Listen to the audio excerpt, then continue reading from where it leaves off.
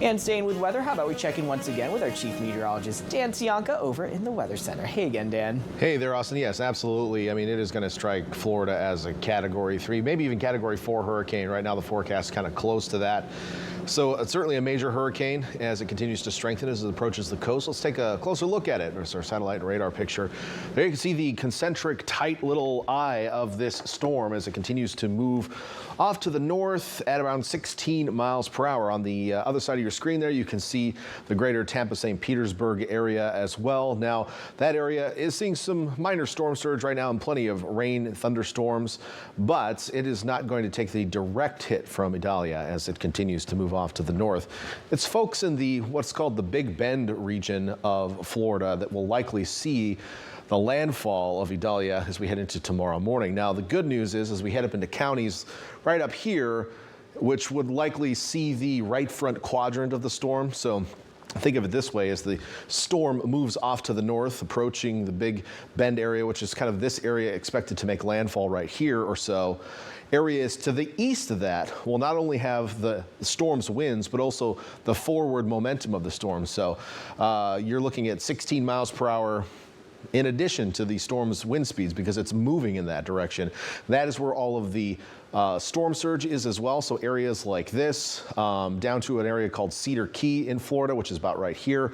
And then up into Perry. Now, Perry is inland, so that's the good news, but the elevation around this is pretty low. And really, there isn't much as far as towns are concerned in this portion of Florida. There's Perry, it's about 7,000 people in that county. There's another smaller town to the west of that has about 3,000 people, and they're not right on the coast. So some good news in that the storm looks like it will make landfall in a relatively low population area, but it still is a storm that has quite a bit of girth to it, so it will cause quite a few impacts. And storm surge is likely, in this whole area of Florida.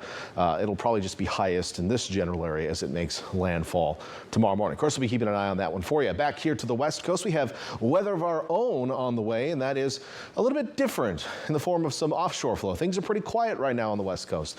The state of California barely has any clouds, in fact, across it. But as we look at our water vapor picture, we can see a storm system moving into the Rockies, bringing thunderstorms to the northern Rockies. Area of high pressure just to our south, very dry air to our south as well. But in the wake of this storm system, winds are shifting more to the north, and these are going to be offshore winds. Gustier to our north, drier to our north, and causing increased fire danger in portions of California farther to the north than us. And while fire danger will certainly be elevated overnight tonight into tomorrow, it isn't going to be extreme or anything, so that is some good news. But I would show you futurecast, but it's not going to show much in the way of cloud cover overnight. We could see a patch of fog around the bay overnight. And then tomorrow night possibly as well, but most of the day tomorrow is going to be full sunshine. So I want to focus on the winds here. And you'll notice that I'm not expecting really any strong winds here. As we head to 5 a.m., notice we have that north to south wind flow for the most part. We're not seeing much in the way of wind out over land, but there will be a little bit of wind over our hills. These northerly breezes will be very dry air as well.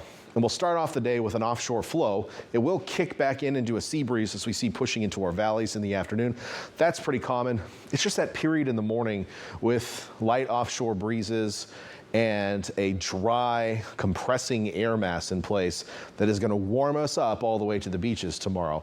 And in some cases, we're going to stay very warm into the evening. On the south and east sides of the bay in those near coastal valleys, you'll have the sea breeze to cool us off. But it is going to be quite a bit warmer tomorrow compared to today. And today was already above normal. So look at these high temperatures for you. 90 in Santa Cruz, 83 in Capitola, 90s into the Santa Cruz mountain valleys, and even up in the higher elevations, topping out in the 90s tomorrow. So certainly a toasty one. We haven't had a lot of hot days so far in 2023. Tomorrow may be included amongst them. It certainly could be hotter, right? But we're 10, 15 degrees above normal tomorrow, and that is a little on the toasty side. Watsonville, 87 tomorrow, even 70s in Marina tomorrow. Salinas, mid-80s, 100 in Gilroy, and Hollister just a degree shy of that. Very warm in our northern valleys. Over to the Monterey Peninsula. Look at these temperatures. 70s even to Pacific Grove. Pebble Beach at 76, 82 in Carmel. Upper 70s, Monterey and Seaside. And yeah, you'll get a sea breeze tomorrow afternoon, but not until you're already in the upper 70s by lunchtime tomorrow. And farther south, how about the Big Sur Valley in the mid-90s tomorrow? Carmel Valley in the mid-90s. Mid-90s by Greenfield, and then triple digits farther south than that. So we've definitely seen warmer air masses over us and have already this year. So some of our southern Monterey County locations won't be having their hottest day of the year or anything, but near the coast, it's certainly going to be a warm one comparatively to what we've seen so far. So It's short-lived, right? Beyond that, onshore flow kicks back in. Temperatures head back to normal as we head into Thursday, Friday, maybe even a little bit below at times. We'll have some clouds out there. Morning drizzle will be possible Friday and Saturday mornings as a couple of weak surface disturbances come through. And then things kind of even out, maybe even warm up a little bit as we head into Labor Day. Inland areas also a huge drop in temperatures over the course of 2 days. Highs drop about 20 degrees. They'll come back up as we head into Labor Day, but the next couple of days after tomorrow will be a little on the cooler side. One other thing to note, those northerly winds will probably transport a little bit of smoke from fires in Northern California our way. And if any new ones develop, that might increase.